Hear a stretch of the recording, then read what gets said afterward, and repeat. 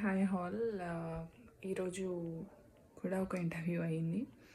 So I don't want to mention the company name, but 30 వేకెన్సీస్కి nearly 800 నుంచి 900 members వచ్చారు only one day.